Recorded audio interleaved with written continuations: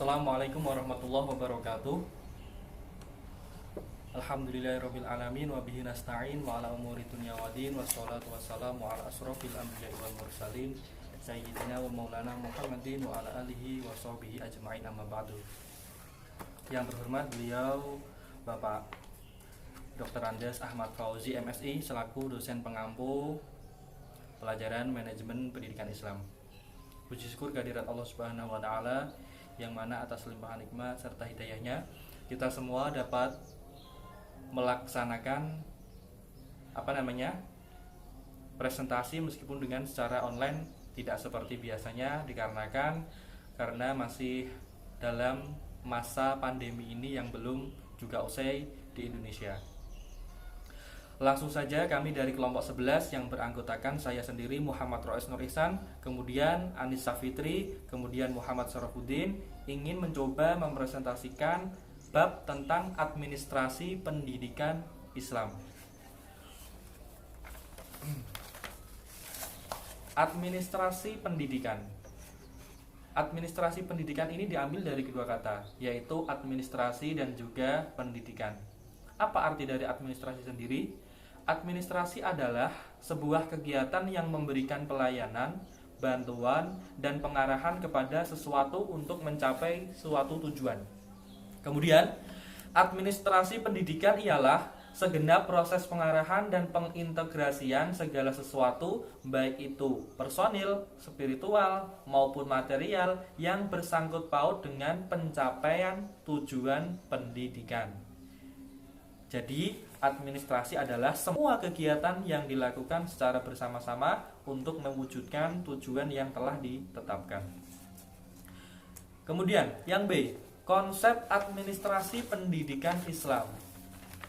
Konsep administrasi jika diimplementasikan kepada kegiatan pendidikan menjadi administrasi pendidikan, yaitu adalah sebagai suatu proses sistem perilaku yang mengandung arti bahwa di dalam penyelenggaraan pendidikan terjadilah suatu proses interaksi manusia dalam sistem yang terarah dan juga terkoordinir untuk mencapai tujuan pendidikan. Karena itu, administrasi pendidikan merupakan serangkaian kegiatan atau proses yang berurutan dan beraturan menggunakan prinsip-prinsip administrasi.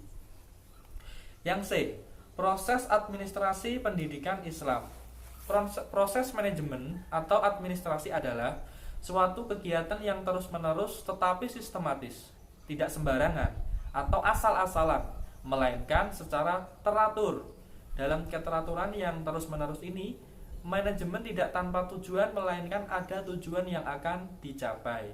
Tetapi meskipun tujuan telah tercapai tidak berarti kegiatan berhenti.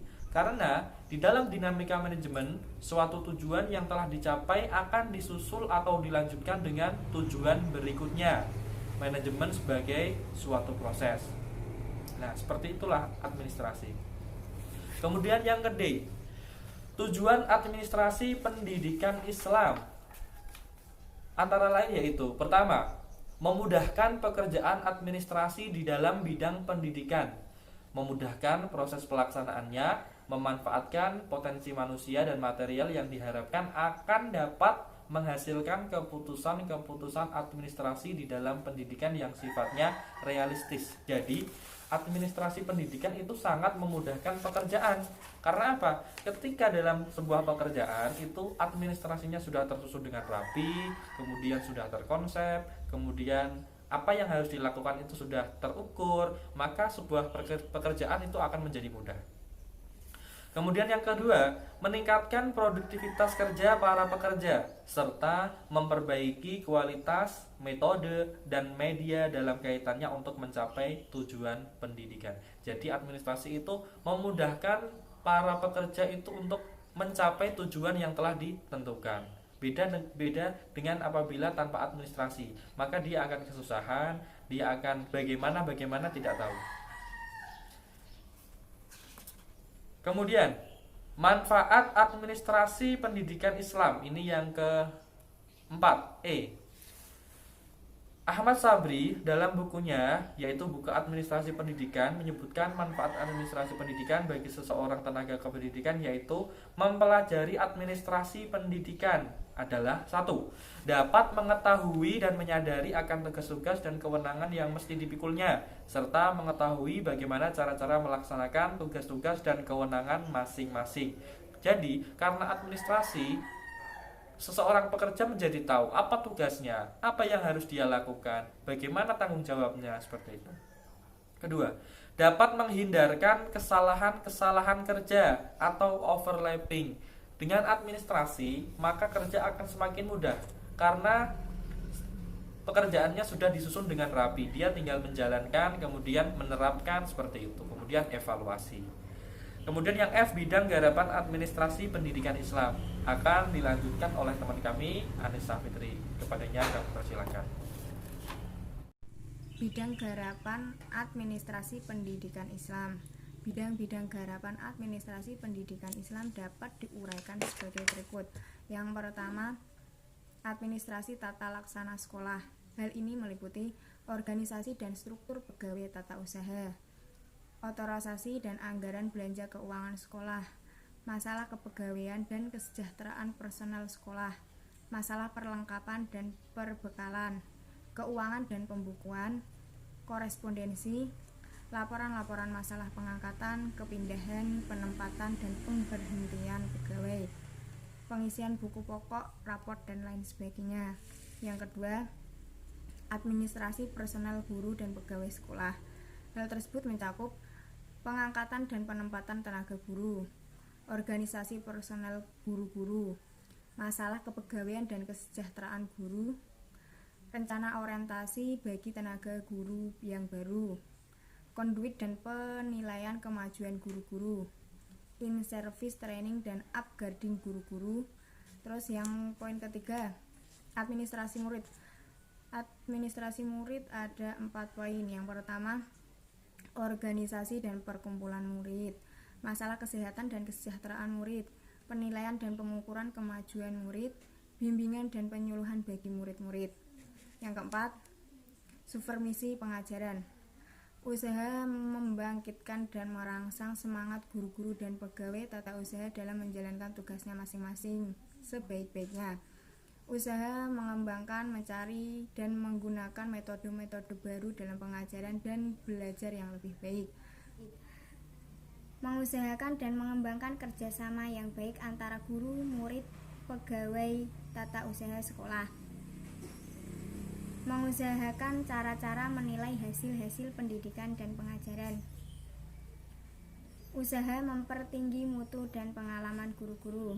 Yang kelima, pelaksanaan dan pembinaan kurikulum. Mempedomani dan merealisasikan apa yang tercantum di dalam kurikulum sekolah yang bersangkutan dalam usaha mencapai dasar-dasar pengajaran. Menyusun dan melaksanakan organisasi kurikulum beserta materi-materi, sumber-sumber, dan metode-metode pelaksanaan disesuaikan dengan pembaharuan pendidikan dan pengajaran serta kebutuhan masyarakat dan lingkungan sekolah. Dalam mempergunakan kurikulum, guru atau pendidik di samping menuruti dan mengikuti apa yang tercantum di dalamnya, berhak dan berkewajiban pula memilih dan menambah materi-materi, sumber-sumber ataupun metode-metode pelaksanaan yang lebih sesuai dengan kebutuhan perkembangan masyarakat lingkungan sekolah. Yang keenam, pendirian dan perencanaan bangunan sekolah. Cara memilih letak dan menentukan luas tanah yang dibutuhkan. Mengusahakan, merencanakan, dan menggunakan biaya pendirian gedung sekolah. Menentukan jumlah luas ruangan kelas, kantor, gudang, asrama, lapangan olahraga, podium, kebun sekolah, dan sebagainya. Cara-cara menggunakan gedung sekolah dan fasilitas lain yang efektif dan produktif serta mempeliharanya secara kontinu. Yang terakhir, alat-alat perlengkapan sekolah dan alat-alat pelajaran yang dibutuhkan. Hal ini mencakup hubungan sekolah dengan sekolah-sekolah yang lain, hubungan sekolah dengan pemerintah setempat, hubungan sekolah dengan instansi dan jabatan lain, dan hubungan sekolah dengan masyarakat umum. Nah, dari sekian banyak tadi yang telah disampaikan di awal, kesimpulannya di sini yaitu adalah: pertama, administrasi pendidikan adalah suatu kegiatan yang memberikan pelayanan, bantuan, dan pengarahan kepada sesuatu untuk mencapai suatu tujuan. Kemudian yang kedua, konsep administrasi adalah segenap proses penyelenggaraan yang berkaitan dengan sistem, asas, prosedur, dan teknik kerjasama dengan setepat-tepatnya. Kemudian yang ketiga, proses administrasi pendidikan diperlukan berbagai pendekatan dengan tujuan untuk mencapai sebuah tujuan yang telah ditentukan. Kemudian yang keempat, tujuan administrasi pendidikan adalah untuk meningkatkan efisiensi dan juga efektivitas penyelenggaraan kegiatan operasional pendidikan dalam mencapai tujuan pendidikan. Yang kelima, manfaat administrasi pendidikan bagi seorang tenaga pendidik antara lain satu tadi, dapat mengetahui dan menyadari akan tugas-tugas dan kewenangannya. Kemudian dapat menghindarkan dari kesalahan-kesalahan kerja. Kemudian yang keenam terakhir, bidang garapan administrasi pendidikan antara lain pertama, administrasi tata laksana sekolah, administrasi personel guru dan pegawai sekolah, kemudian administrasi murid, supervisi pengajaran, kemudian pelaksanaan dan pembinaan kurikulum, pendirian dan perencanaan bangunan sekolah, kemudian yang terakhir hubungan sekolah dengan masyarakat. Nah, demikian tadi sekedar presentasi yang bisa kami sampaikan dari kelompok 11 kepada teman-teman. Bila mana ada pertanyaan atau ada hal yang belum bisa dipahami, dimengerti, bisa ditanyakan di chat room yang telah disediakan oleh sahabat-sahabat semua, kemudian juga disediakan oleh Bapak Fauzi. Dari kami kelompok 11, banyak kurangnya mohon maaf, yang sebesar-besarnya. Akhiran, wassalamualaikum warahmatullahi wabarakatuh.